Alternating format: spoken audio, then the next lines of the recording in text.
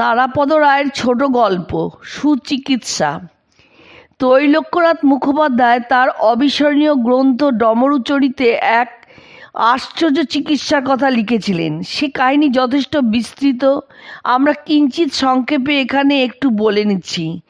ডমরুর জ্বর হয়েছে কম্প জ্বর। বেচু কবিরাজকে খবর দেওয়া হলো। বেচু যাতে কৈবর্ত, আগে চাষ করত, এখন কবিরাজ হয়ে বিলক্ষণ পসার হয়েছে। বেচু এসে ডমরুর নাড়ি ধরে শ্লোক পড়তে লাগলো। কম্প দিয়ে জ্বর আসে, কম্প দেয় নাড়ি, ধরফর করে রোগী যায় জমবাড়ি। নাড়ি পরীক্ষা করার পর বেচু ডমরুকে 20 বড়ি দিল। সামান্য 20 বড়ি নয়, একেবারে নতুন ওষুধ। সম্প্রতি সে নিজে মন গড়া করে প্রস্তুত করেছে। ওষুধের কার্যকারিতা নিয়ে ডমরু স্ত্রীর মনে যাতে কোনো সন্দেহ না থাকে সেই জন্য বেচু নিজেও 2 বড়ি খেয়ে নিল। বড়ি খাওয়ার 3 ঘন্টা পরে ওষুধের গুণ প্রকাশিত হলো। ডমরুর চোখ লাল হয়ে উঠল, বুক ধরপড় করতে লাগলো, প্রাণ যায় আর কি। ডমরুর অবস্থা দেখে তার বন্ধু আতকড়ি বেচুর খোঁজ করতে গেলেন। বেচু ঘরে ছিল না। অনেক খুঁজে দেখা গেল যে এক পানা পুকুরের জলে গা ডুবিয়ে বসে আছে। তার চোখ দুটি জবা ফুলের মতো লাল। পানা পুকুরের পচা পাক তুলে সে মাথায় দিচ্ছে। আতকড়ি বেচুকে বললেন, বেচু, তুমি ডমরুকে কি ওষুধ দিয়েছ? তোমার ওষুধ খেয়ে ডমরু মারা পড়তে বসেছে। মাথায় কাদা দিতে দিতে বাঁচখাই স্বরে বেচু বলল, বড়ি খেয়ে আমি বা কোন ভালো আছি? চিকিৎসা, অচিকিৎসা, সুচিকিৎসার ছোট বড় অনেক কাহিনী আমরা অনেকেই জানি, কিন্তু তৈলক্যনাথের এই গল্পটির কোনো তুলনা নেই। অন্য ধরনের একটি আধুনিক গল্প এই মুহূর্তে মনে পড়ছে। এক রোগী গিয়েছিলেন ডাক্তার দেখাতেই, বিখ্যাত দিকপাল ডাক্তার। রোগী ডাক্তারকে বললেন, ডাক্তারবাবু, সন্ধ্যাবেলা বড় ক্লান্ত, অবসন্ন লাগে, অথচ ঘুমও ভালো করে আসতে চায় না।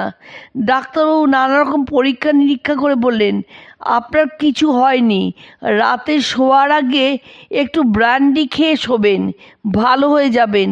6 মাস পরে ওই রোগী আবার একবার ওই ডাক্তারবাবুকে দেখাতে এলেন। আবার ডাক্তারবাবু ভালো করে দেখলেন, তারপর বললেন, আপনার কিছু হয়নি, রাতে শোয়ার আগে বড় 1 গ্লাস জল খেয়ে শোবেন, ভালো হয়ে যাবেন। বিমূঢ় রোগী বললেন, কিন্তু মাত্র 6 মাস আগে আপনি আমাকে শোয়ার আগে ব্র্যান্ডি খেতে বলেছিলেন, এখন বলছেন জল। ডাক্তারবাবু মৃদু হাসলেন, তারপর নিশ্চিন্ত কণ্ঠে রোগীর চোখের দিকে তাকিয়ে বললেন, চিকিৎসা শাস্ত্রে কি দ্রুত অগ্রগতি হচ্ছে আজকাল, জানেন তো? 6 মাস কেন, 2-3 মাসের মধ্যে চিকিৎসা ব্যবস্থা নিয়মিত বদলে যাচ্ছে।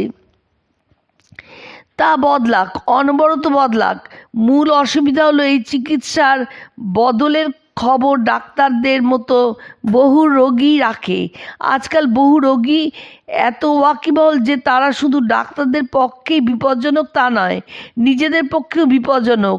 অনেক রোগী ডাক্তারের কাছে যায় নিজের বিদ্যাবুদ্ধি অনুযায়ী সে নিজের যে চিকিৎসা চালাচ্ছে তার প্রতি চিকিৎসকের অনুমোদন আদায় করতে।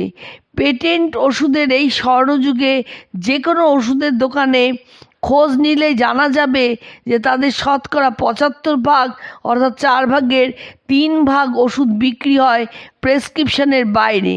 অর্থাৎ অসুস্থ ব্যক্তি নিজের খেয়াল ও মর্জি মতো ওষুধ কেনে যতক্ষণ পর্যন্ত রীতিমতো মরণাপন্ন না হচ্ছে। ডাক্তারি বিদ্যার সবচেয়ে ভালো সময় ছিল গত শতাব্দীর শেষ আর এই শতাব্দীর শুরুতে। সেই সময় চিকিৎসকেরা আর অনুমানে চিকিৎসার মধ্যে যাচ্ছে না। চিকিৎসাশাস্ত্র, শারীরবিদ্যা মোটামুটিভাবে চিকিৎসক সমাজের আয়ত্তে এসে গেছে, কিন্তু রোগীরা তখনও কিছু জানতে পারেননি। তারা চিকিৎসকের ব্যবস্থার উপরে সম্পূর্ণ নির্ভরশীল। এরপর ধীরে ধীরে সবাই সব কিছু জানতে লাগলো। রক্ত পরীক্ষা, এক্স রে, অ্যান্টিবায়োটিক, সকলের হাতের আমলকি হয়ে গেল। রক্তে চিনি বা ইউরিয়ার অনুপাত নিয়ে বহু লোক এমন ভাষায় কথা বলে যা 30-40 বছর আগে বিশেষজ্ঞ চিকিৎসকের বিষয়বস্তু ছিল। বিদ্যাবুদ্ধির পক্ষে একটু গুরুগম্ভীর হয়ে যাচ্ছে। তৈলক্যনাথ দিয়ে আরম্ভ করেছিলাম, হালকা কথাতেই ফিরে যাই। প্রথমে আমার নিজের ডাক্তার সাহেবের কথা বলে নিই। তিনি এই শহরের একজন কৃতবিদ্য চিকিৎসক। গভীর রাত পর্যন্ত ধনকুবের, ডাক সাইডে আমলা, অবসরপ্রাপ্ত চাকুরে আর অভিজাত গৃহিণীকুলে তার চেম্বার গমগম করে। বিশেষ প্রয়োজনে 6 মাস বছরে তার কাছে একবার যাই। এই বিশেষ প্রয়োজনটা হলো দুরকম। প্রথম হলো চিকিৎসার প্রয়োজন, দ্বিতীয় বিশ্রাম। অফিসে বাড়িতে চাকরি করে, সাহিত্য করে, আড্ডা দিয়ে, সামাজিকতা করে, বাজার করে, নিজের ছেলে পড়িয়ে আমার কোনো বিশ্রাম জোটে না। শুধু কালে ভদ্রে 4 ঘন্টা আমার ডাক্তারের চেম্বারে আমার বিশ্রাম জোটে। যত অ্যাপয়েন্টমেন্ট করেই যাই, ডাক্তার সঞ্জয় সেনের ওখানে আমাকে 4 ঘন্টা বসে থাকতেই হয় এবং বহুদিন পর ওই 4 ঘন্টা নিথর বিশ্রামে আমি ভালো হয়ে যাই। ডাক্তার সেন যখন দেখেন তখন আমার ক্লান্তি নেই, উত্তেজনা নেই, আমি সম্পূর্ণ সুস্থ। তিনি আমাকে ভেরি গুড সার্টিফিকেট দিয়ে ছেড়ে দেন। এবার চিকিৎসা বিষয়ে একটা অতি পুরনো গল্প বলি। গল্পটা যদিও অনেকেরই জানা, কিন্তু এত ভালো যে আরেকবার বলা যায়। এক ব্যক্তির গরু হারিয়েছে। সারাদিন ধরে সে বনে বাদারে, মাঠে ঘাটে, ঝোপ জঙ্গলে গরু খুঁজছে। তার হাঁটু ছড়ে গেছে, গোড়ালি কেটে গেছে, সারা শরীর বুনো কাটায় রক্তাক্ত। সে এলো ডাক্তারের কাছে। ডাক্তারবাবু তাকে দেখে বললেন, দেখে 2টো ট্যাবলেট দিলেন, বললেন রাতে উঠে খেয়ে নিতে।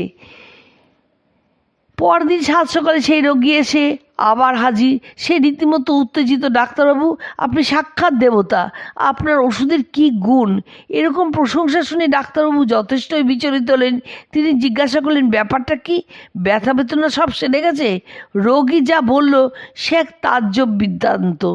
কাল রাতে শোয়ার আগে যেই ট্যাবলেট 2টো খেয়েছি, অমনি শুনি ঘরের পিছনে উঠোনে হাম্বা হাম্বা ডাক। ছুটে গিয়ে দেখি ঠিক তাই, ওষুধটা খাওয়া মাত্রই গরুটা ফিরে এসেছে। আর এরপর কি গায়ে ব্যথা থাকে? ব্যথাও সেরে গেছে।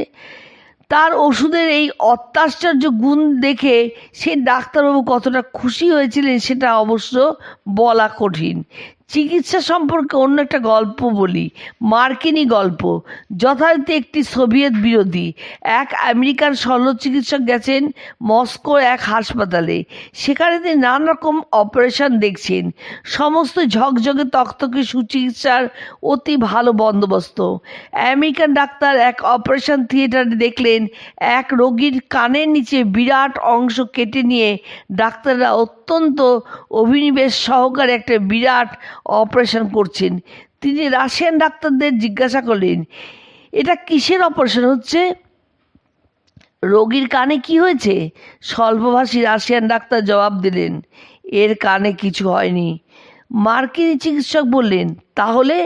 এবার রাশিয়ান ডাক্তার জানালেন, রোগীর গলার টনসিল অপারেশন হচ্ছে। আমেরিকান ডাক্তার বেশ অবাক হলেন, তা গলা টনসিল, এর কান কাটছেন কেন? রাশিয়ান ডাক্তার কিছুক্ষণ স্তব্ধ থেকে তারপর নিচু গলায় বললেন, জানেন না, আমাদের এখানে মুখ খোলা বারণ, কাউকে কোনো কারণেই মুখ খুলতে দেওয়া হয় না, তাই আমরা কানের পিছনের দিক থেকে টনসিল অপারেশন করি।